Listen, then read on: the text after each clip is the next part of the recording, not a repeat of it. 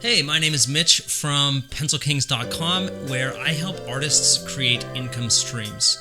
Today, I want to talk about one of the big breakthroughs that I had and how you can do the same thing by having a lifestyle downgrade so that you can have an art upgrade. Let's get into it. Alright, I'm going to have to ask you to stick with me on this one because I can imagine lifestyle downgrade. This is not sounding too awesome right off the bat, but I assure you, for me and for some other artists that I've spoken with on my podcast, I know that this is one of the little known secrets that people talk about that can totally change things for you and give you the space that you need in order to prioritize your art and have those breakthroughs that you need in order to figure out what you want to do and have the kind of career that you want with your art. So what is a downgrade and what did it look like for me? Basically, a downgrade is just figuring out how you're going to downgrade your lifestyle in order, like I was saying, for that space to happen. So when I was in university, I went to fine art school and, right out of high school, straight to university, lots of partying happening. I did my fair share of partying, but I also did my fair share of not partying, where I would just stay in and work on my art. I loved working on my craft, and I hope that you love working on your craft too, because this is one of the keys that it's going to take in order to be successful with this. If you don't love it, if it's just something that you do as a hobby or something that you do for fun, maybe a career as an artist or trying to make the majority of your income through your creative passion is not the right way to do it, and that's totally fine. It's great to still have art as a hobby, and I think that there's lots of different ways that we can use art in our lives. But not partying was a big one because it allowed me to have more time, and it also allowed me to have more income. I wasn't buying a lot of things back then that I can think of, but definitely spending money on things like cigarettes, alcohol, drugs, partying, bar, all that stuff. It doesn't really serve you, and you can definitely use that money in more productive ways with, let's say you need some kind of new piece of gear or new paint or whatever it is, a new desk. All this stuff is going to help make your art better, and so you can definitely use that downgrade on partying and kind of lifestyle stuff and use that and funnel that back into your art.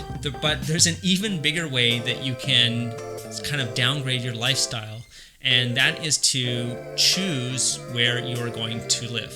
So here's how it looks.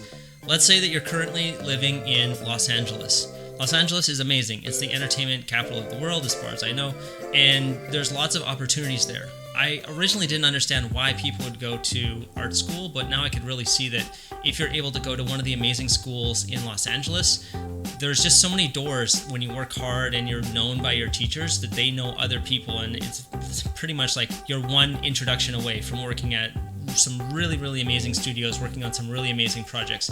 So I can see the allure of wanting to go to school there. But let's say going to school or not, let's just say you're living in LA.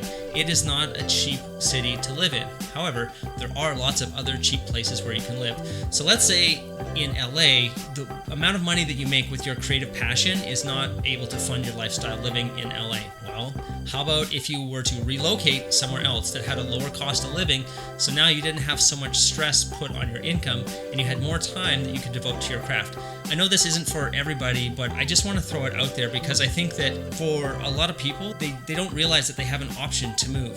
For me, I went internationally, and after I finished university, I was over in China, and in China, my cost of living was super, super low. If I remember correctly, it was about $5,000 for the year, so that's $600, $700 per month, all expenses included. And so what that allowed me to do was that I only had to work about 2 days per week, and the rest of the time I was able to focus on my video game portfolio. And that's exactly what I wanted to do. I wanted to be a video game artist, but I didn't have any experience. I wasn't able to go to video game college or anything like that. So I just had to sit down and make that decision that I am going to work on this as much as I can. But that's kind of an extreme example, and I know that moving internationally isn't very realistic for most people, but for those who are considering it, there's lots of places around the world where the cost of living is going to be far lower than what it is where you live. And so I just want you to consider that as an option, that you could learn a lot by going abroad. There's a lot of other benefits that happen when you go abroad if you're really focused on improving your art, but there's still options locally that you can go from living in a big city to living in a country or just living in a different part of the city where The advantage with this is that with the lower cost of living, potentially you could change jobs, and maybe instead of having to work full-time, you can work part-time. And because you're only working part-time, then you can work full-time on improving your art skills and working on your portfolio and working on getting your first job. So I think that's pretty much it. It's a pretty simple concept, but I think it's a really important one, and it's something that is accessible to anybody.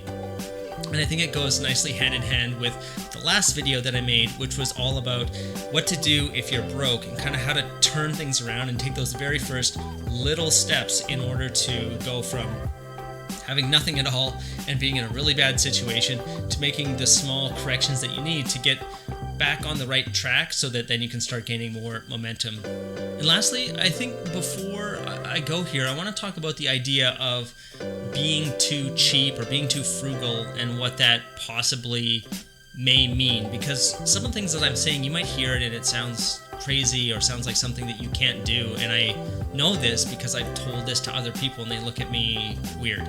But the things that I'm saying here is advocating for you having the time and the space to work on your art, ideally so that you can spend your time working on the things that you love, so that you don't have to do the things that you don't love. And ideally you can combine your passion with your income and have everything working together in a very positive way, so that you can have kind of like live the life that you want and live life on your own terms. So just some ideas here and some of the experience that I've had. I've been in a position where I had almost no money and was forced to just go to the shopping mall and take whatever job I could get. I ended up getting a job as a line cook. I remember handing up my resume at all the places because I just had a series of bad decisions and bad management when I was in my early 20s, and I thought, oh, I've got all this money, I'm a genius. Like, actually, I didn't think I was a genius. I just thought money would last a lot longer than it did, and it did not last long. So I ended up at the shopping mall. So I've been in that position where I didn't have very much, and I had to scramble because I didn't want to ask my family or other people for money. Like, I just wanted to I knew I could figure it out myself, and I knew that I could work. Like, if somebody would just hire me, that I wasn't afraid of doing the work. And I don't want you to be afraid of doing the work either, or feel that you're above certain types of work. Like, whatever your situation is, just take responsibility for it and know that you can work towards a better future. So whatever that is, I don't know, but just take responsibility and move forward. And if you need help, don't be afraid to ask for help. So there's that, where you have no option and then you just have to make something happen. But then there's also the living frugal by choice, which I think when I was living in China, that it was more of like a game that I was playing with myself to see how low I could get my cost of living to be. And because it was so different than living in Canada where I grew up. The idea that you could have a meal for I think it was like $1.70 that it ended up costing me for the lunch that I would often get, which would be like fried rice with an egg in it and maybe a little bit of like chopped up chicken or something. That was kind of like a game, just seeing how low I can push things.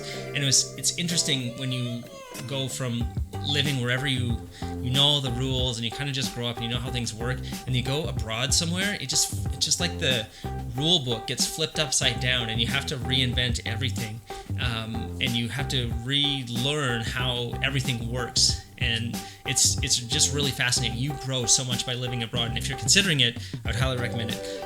So that was kind of a game. And then there was a point in my life when I was working at a studio and making lots and lots of money, or at least for me, like over six figures working. And what I realized there is that the money didn't make me any different. Like, it didn't make me more likable. It didn't make me more lovable. What it did mean was that I didn't have to consider options as much. So for example, if somebody said, hey, want to go on a vacation, then it could be like just an easy and automatic yes.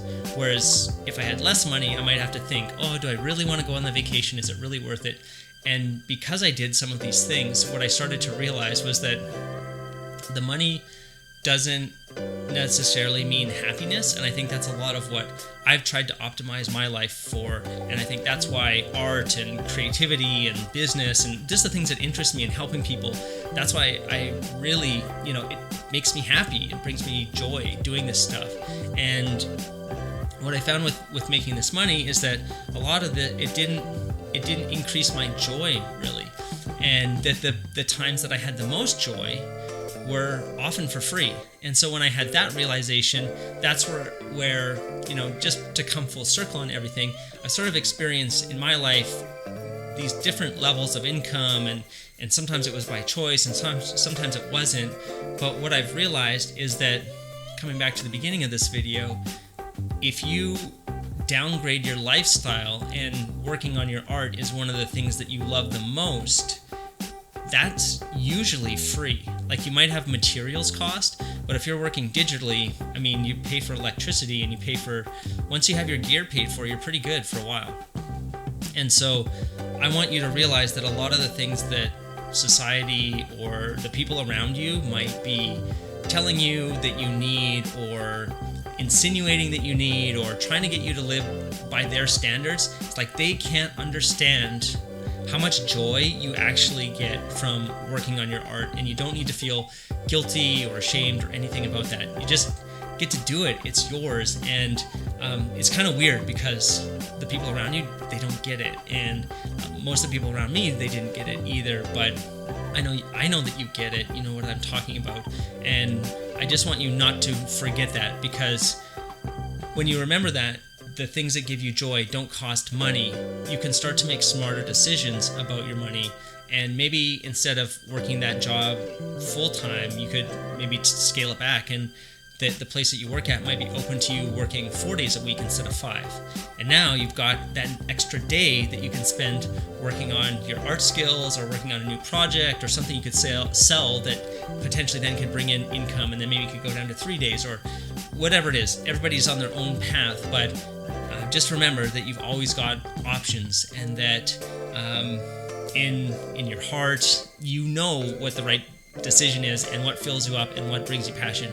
And listening to this, you might also realize that doing art doesn't bring you passion, and stuff brings you passion. And maybe you weren't cut out to be somebody who seriously walks down this path as an artist, and that's totally okay too. Because, like I've said before, art it's there for everybody, and it's something for everybody to enjoy.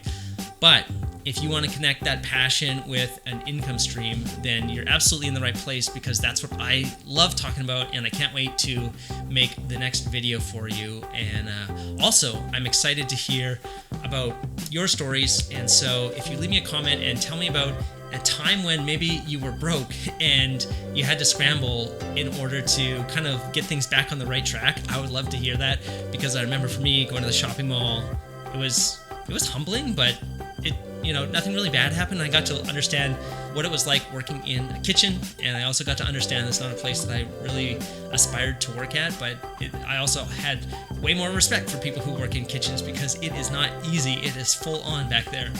All right, that's it for me. I will see you in the next video. If you want to come check us out online, you can head over to pencilkings.com. I've got a podcast over there. And if you're curious about my career and how you could maybe take a similar path, get into video games or movies or any kind of entertainment art, go over to Amazon and check out Digital Artist Career Blueprint. It's a long name, but I've also got the link down in the description, and I will see you next time. Take care.